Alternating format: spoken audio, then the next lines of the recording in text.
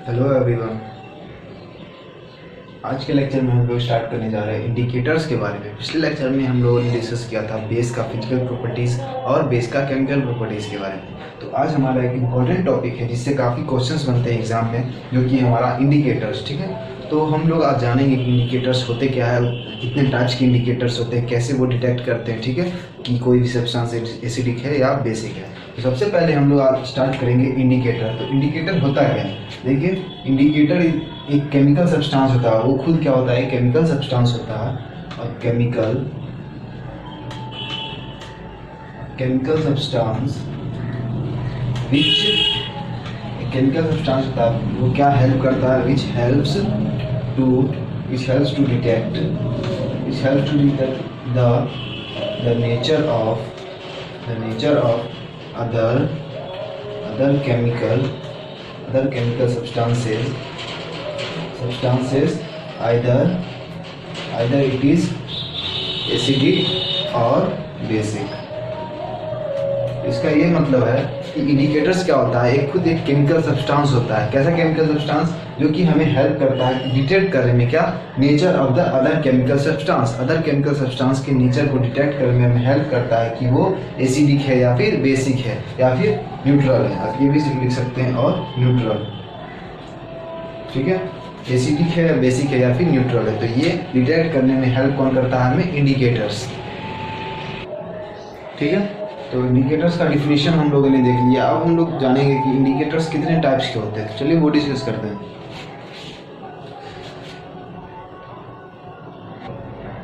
तो हमारा सबसे पहला इंडिकेटर्स होगा नेचुरल इंडिकेटर्स। वो नेचुरल इंडिकेटर्स कैसे इंडिकेटर्स होते हैं? इंडिकेटर के बारे में हम लोगों ने देख लिया। इंडिकेटर होते क्या? नेचुरल का मतलब क्या? वो नेचुरली क्या हो, प्रोड्यूस हो, मतलब नेचुरली एग्जिस्ट कर रहे हो, ऐसे इंडिकेटर को हम लोग नेचुरल इंडिकेटर्स कहते हैं। तो कुछ नेचुरल इंडिकेटर्स के नाम आपको पढ़ने हैं। पहला हमारा लिटमस पेपर। लिटमस सॉल्यूशन भी आता है, बट लिटमस पेपर पढ़ना। दूसरा है हमारा, आप ले सकते हैं टर्मरिक। और भी कई सारे होते हैं, जैसे चाइना रोज, फ्लावर हुए, वो सब, ओनियन, वो सब भी क्या होते हैं? वो सब भी होते हैं इंडिकेटर्स के, नेचुरल इंडिकेटर। बट हमें दो ज़्यादा समझना है, लिटमस पेपर और टर्मरिक के बारे में। ठीक है, तो अब हम लोग जानेंगे कि लिटमस पेपर किसी भी सब्सटेंस पे, केमिकल सब्सटेंस पे किस तरह से डिटेक्ट करता है कि वो एसिडिक है या फिर वो बेसिक है या फिर न्यूट्रल है। चलिए तो देखते हैं कि लिटमस पेपर किस तरह से वर्क करता है।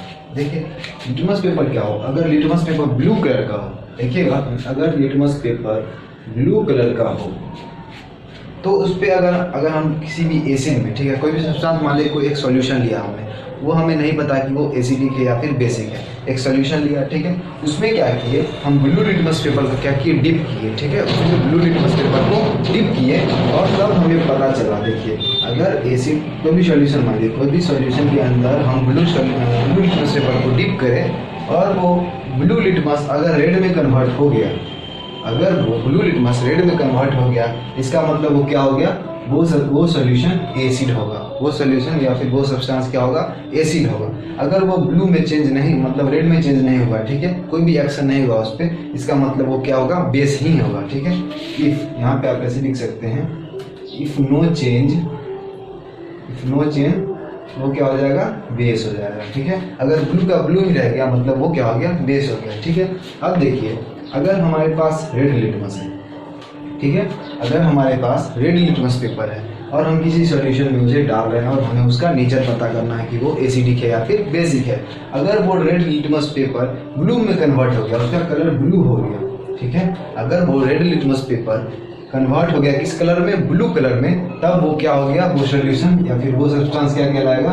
वो बेस कहलाएगा। ठीक है, अगर रेड का रेड ही रह गया, वो ब्लू में चेंज नहीं हुआ वो सॉल्यूशन में, तो वो क्या हो जाएगा? वो एसिडिक ही रह गया। बट यहाँ चेंज होकर रेड से अगर ब्लू में हो रहा है, मतलब क्या है? बेस है। और अगर ये ब्लू से रेड में चेंज हो रहा है, इसका मतलब क्या है? एसिड है। ठीक है, तो ये हमारा डिटेक्शन हो गया किसके बारे में? एसिड या फिर बेस के बारे में। किससे? लिटमस पेपर के हेल्प से। अब बात आती है कि लिटमस पेपर होता क्या है। लिटमस पेपर, देखिए, लिटमस पेपर बनाया जाता है लीचेन से। लीचेन जानते हैं आप? लीचेन क्या होता है? लीचेन प्लांट जो आता है उसके मिक्सचर से ही लिटमस पेपर बनाया जाता है। ठीक है, इंडिकेट करने के लिए किसी भी सब्सटेंस का नेचर। ठीक है, इसका ओरिजिनल कलर होता है पर्पल कलर होता है लिटमस का ओरिजिनल कलर। ठीक है, तो ये हो गया डिटेक्शन किसका? एसिड और बेस का। अब जानते हैं कि टर्मरिक से कैसे हम लोग डिटेक्ट कर पाएंगे। तो टर्मरिक से देखिए, अगर टर्मरिक को हम लोग किसी सॉल्यूशन में डिप करें, ठीक है, मान लीजिए कोई थोड़ा सा टर्मरिक मीन्स हल्दी ले लिए और एक सॉल्यूशन हमारे पास, एक एसिड का रखते हैं, एक बेस का रखते हैं, हमें पता नहीं कौन किसका है, ठीक है, कौन सा एसिड है या फिर बेस है। तो मान लीजिए एक सॉल्यूशन है हमारे पास, उस सॉल्यूशन को हम लोगों ने टर्मरिक पे रखा, ठीक है, उस सॉल्यूशन को हम लोगों ने टर्मरिक पे रखा। अगर वो टर्मरिक पे रखने के बाद वो टर्मरिक का कलर, ओरिजिनल कलर क्या होता है, और येलो होता है, टर्मरिक का ओरिजिनल कलर येलो होता है। अगर वो येलो रेड में चेंज हो जाए, अगर वो येलो कलर रेड में चेंज हो जाए, इसका मतलब वो सॉल्यूशन क्या था, एसिडिक सॉल्यूशन था, ठीक है। और सेकेंड सॉल्यूशन जो हमारा होगा, अगर वो टर्मरिक पे कोई भी एक्शन नहीं हो, टर्मरिक का कलर येलो का येलो ही रह गया, इसका मतलब वो क्या हो गया, वो सॉल्यूशन बेस हो गया, ठीक है। तो ये हमारा डिटेक्शन हो गया किससे, टर्मरिक से और लिटमस पेपर से, जो कि हमारा नेचुरल इंडिकेटर्स के अंडर में आता है। अब हमारा सेकंड है आर्टिफिशियल इंडिकेटर, वो डिस्कस करते हैं। अब हम लोग देखते हैं सेकंड आर्टिफिशियल इंडिकेटर। वो नेचुरल हो गया हमारा, अब आर्टिफिशियल मतलब क्या, जो कि ह्यूमन के द्वारा बनाया गया हो, ऐसे इंडिकेटर्स को आर्टिफिशियल इंडिकेटर कहते हैं। तो हमें पढ़ना है दो आर्टिफिशियल इंडिकेटर, एक है हमारा फेनोल्फथलीन, एक है हमारा मिथाइल ऑरेंज। तो फेनोल्फथलीन देखिए, सबसे पहले फेनोल्फथलीन का ओरिजिनल कलर क्या होता है, तो फेनोल्फथलीन का विदाउट कलर, मतलब वो कलरलेस होता है फेनोल्फथलीन, ठीक है। और मिथाइल ऑरेंज का ओरिजिनल कलर क्या होता है, ऑरेंज कलर का होता है, ठीक है। तो अब हम लोग जानेंगे फेनोल्फथलीन किस तरह से रिस्पॉन्स करेगा एसिड और बेस में, और मिथाइल ऑरेंज किस तरह से रिस्पॉन्स करेगा एसिड और बेस में। तो सबसे पहले हम लोग देखेंगे फेनोल्फथलीन के बारे में। तो फेनोल्फथलीन में क्या होता है, फेनोल्फथलीन में अगर किसी भी सब्सटेंस में अगर हम फेनोल्फथलीन से इंडिकेट करना चाहें, तो अगर वो देखिए, तब अगर फेनोल्फथलीन कोई भी चीज़ इंडिकेट नहीं कर रहा, अपना कलर चेंज नहीं कर रहा है, इसका मतलब वो सब्सटेंस क्या हो जाएगा, हमारा एसिड हो जाएगा, ठीक है। अगर किसी भी सब्सटेंस में फेनोल्फथलीन जैसे विदाउट कलर था, मतलब कलरलेस है फेनोल्फथलीन, अगर वो कलरलेस से पिंक कलर में कन्वर्ट हो जाए, अगर वो कलर से पिंक कलर में कन्वर्ट हो जाए, इसका मतलब वो सॉल्यूशन, वो सब्सटेंस क्या होगा, हमारा बेस होगा। तो इससे हमें पता चल गया, ठीक है। तो ये सब काफ़ी इंपॉर्टेंट है, एग्जाम में पूछे जाते हैं, तो आप याद रखिएगा। एसिड में क्या होगा, फेनोल्फथलीन के केस में कोई भी चेंज नहीं होगा, और बेस में क्या होगा, फेनोल्फथलीन पिंक कलर का हो जाएगा, ठीक है। अब देखते हैं हम लोग मिथाइल ऑरेंज में।